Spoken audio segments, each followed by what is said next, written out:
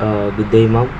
And I am a Christian Summer, and my topic is all about types of food and beverage menu. So, objectives. The menu must satisfy guest expectation. The menu must attain marketing objectives. The menu must help achieve quality objectives. The menu must be cost effective. Number 5, the menu must be accurate. Number 6, the menu must satisfy guest expectation. So, introduction. The types and style of food and beverage menus will vary greatly depending on the size and the style of the venue, available budget, client experience, nature of the function, and various timing factors such as time of day of the week, time of the year, pre and most function objectives. So it's more important to price all menus shown to guests with a flexibility that is with a range of pricing option designed to meet the needs of the diversity of potential clients. So, breakfast menu. Continental plus selected cooked food items. Continental plus full cooked food items. Food platters, fruit, and bakery items intended as finger food beverage items, coffee, tea, juice, buffet breakfast for large numbers. For breakfast, cereal, juice, cook, main items, toast, tea, and coffee served to guests, seated to guests. So, sabi daw dito sa breakfast menu, ang mga kadalasan sineserve daw sa guests or bisita tuwing breakfast ay tulad ng kape, tsaa, juice, cereals, mga toasted bread, or etc. So, sa morning afternoon teas naman, selected of pastries and bakery items, selection of open or closed sandwich, selection of biscuit and cake, selection of potato flours, beverage items, coffee, tea, juice, aerated water. So, sabi daw dito sa morning afternoon teas, ang sila-select daw na mga food and beverage sa morning and afternoon ay ang tulad daw ng sandwich, biscuit, cake, and beverage, kape, tsaa, juice, tubig, at malamig na tubig. Lunch menu, buffet of selected hot and cold items. This may include of entries, main course, and dessert or any combination. Set menu to a specific number of courses and can be served to seated guests or presented for buffet style serve. Platters of sandwich, filled rolls, sandwich, and rolls may be open or closed.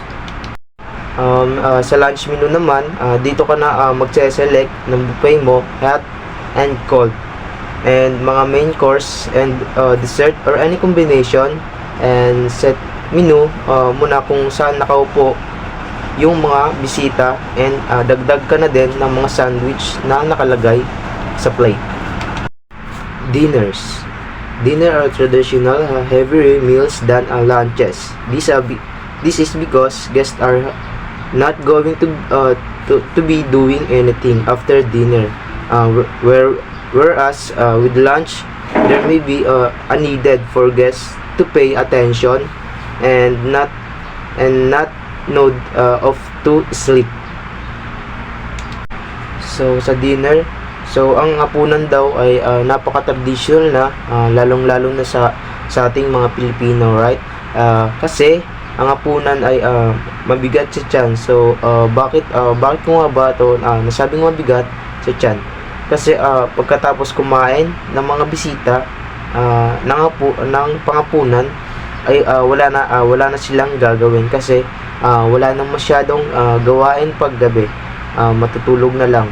So compared mo sa tanghalian na marami pang gagawin. set menu to a specific number of courses. This can be served to seated guests or presented for buffet style service. Dinner are more commonly seated, where lunches tend to be buffet style. Buffet of select hot and cold items. This may be includes to entry, main course, course and dessert, or any combination. More time is a traditional available for dinner, whereas with lunches, their need tends to be a trigger time frame, as people need to return to meeting groups activities by given time. Set menu muna yung mga specific number of courses mo, kung saan nakaupo yung mga bisita mo, and present mo yung buffet of style of service.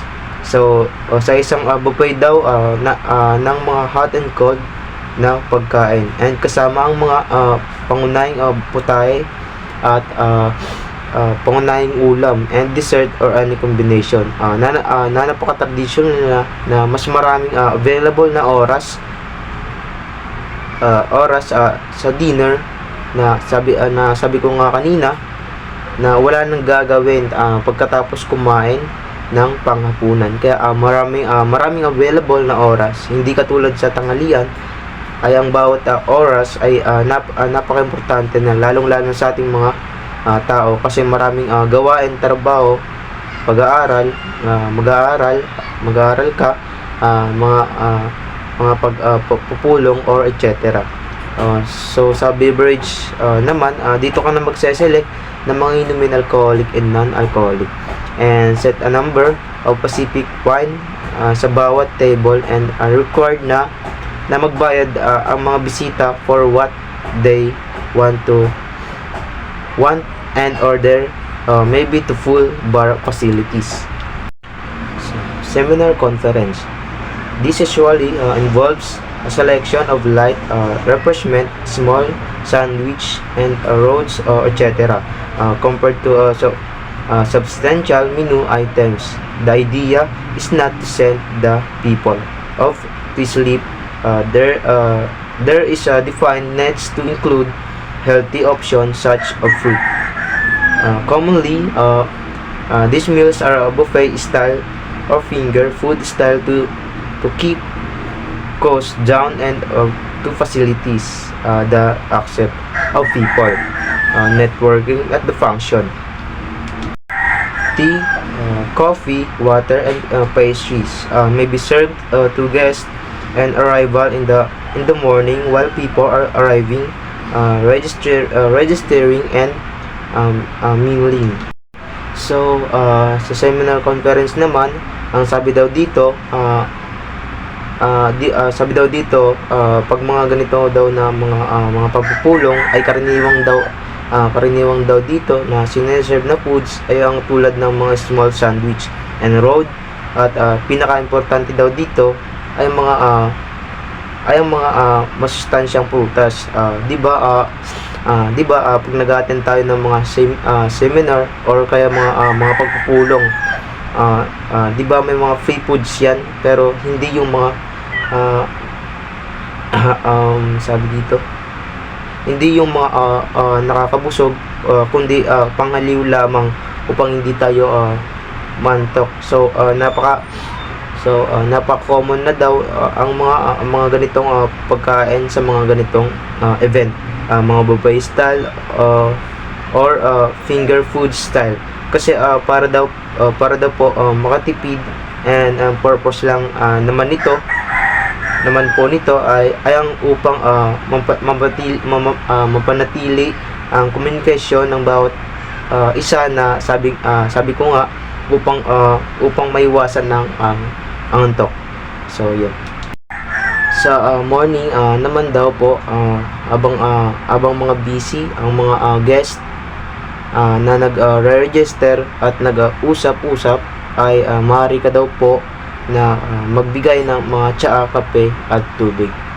So wedding, commonly a set menu specifying the number of courses to be served and the style to be used, and can also feature of a fate of hot and cold of items, and beverage may be nominated selection of alcoholic and non-alcoholic beverage full bar or guests pay as they go. So, sa wedding naman po ay napaka-common na ng isang set menu na inahanda sa kasalan. So, dyan na lahat ng iba't ibang mga putahe, ng mga pagkain. Then, pagdating naman sa wine na alcoholic and non-alcoholic, ay dito ay kailangan na daw na magbayad ng mga bisita.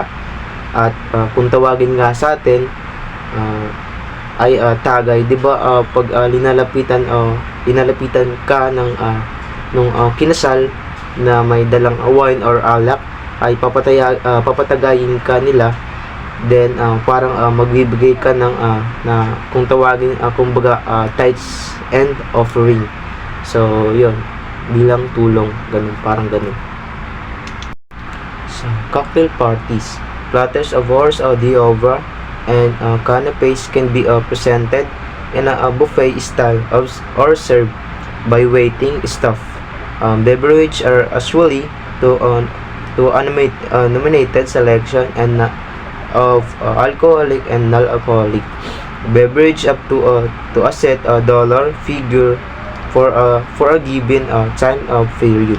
So dito naman sa cocktail parties, ang mga pamamaraan daw ng mga pag-serve dito ay nakalagay sa platters o bandeado, yung mga horse d'oeuvre or d'oeuvres and canapé. So ano nga ba yung mga hors d'oeuvre? So ang hors d'oeuvre ay yung mga pangpaganang pagkain, and pagdating naman sa beverage, ang karaniwang daw na sineselect dito ay yung mga alcoholic and non-alcoholic beverage and up to a set dollar figure. Promotion and product launches generally figure a selection of light refreshment, small sandwich, rolls, canapé, and others finger food. There may be a special room to cater for a media attendees, reporters, photographer, audio, visual technician, and beverage may be dedicated by the nature of the promotion or product being a lunch, but it is a common for a nominated selection of alcoholic and non-alcoholic beverage to be present for the entire duration of the function. So sa promotion and product launches naman, ay generally na sineselect yung mga small sandwich, rolls, canapé, and other finger food, and maybe special room. So special room na yan para sa mga members ng media, tulad ng reporters, photographers, audio, visual technician. And pagdating naman sa beverage ay maaari na daw na nakasalalay yung mga product na popromote ng mga media, but it is common for nominated selection yung mga alcoholic and non-alcoholic beverage to be present for more entire duration of the function. So yun. Client providing own items. It's not uncommon for the customer to bring some of their own items to suit the requirements of the auction. For the birthday and wedding, is not normal for the customer to bring their own cakes, specialty wine, and decoration. So sa client providing own items naman, sa mga okasyon tulad ng kasal and birthday ay di ba may kanya-kanya ng dala yung mga bisita, tulad ng cake, special wine, and decoration. Kumbaga kumbaga ito yung mga magiging gift nila sa mga sa occasion na yun. So types of package, as can be seen above, there are many different types of menu option that are available to customer. To keep it sample function present, their common package option. Sa types of package naman, 'di ba, pag nag-order tayo ng mga pagkainan tulad ng Jollibee, Inasal, McDo or etc. 'Di ba sa itaas na mo makita yung mga menu option na pwede mong pagpilian natin din upang gawing sample ay inaalok nung mga staff yung mga tatlong karaniwang package option. So yan. So inclusive package, this is where and all price to tweeted to the host of the function, and the price include nominated for the beverage. The host pay is this agreed amount regardless of whether the agreed number of guests attend or not, and regardless how much for the agreed for the food and beverage or the consume any extras are paid or on consumption. So my 3 takeaways, first is all about a la carte menu offers a list of individual dishes, each with its own price. Customer can order items separately. Number 2, set menu or Prix Fixe provides a selected collection of dishes for a fixed price, often including appetizer, main courses, and dessert. Number 3, beverage menu focuses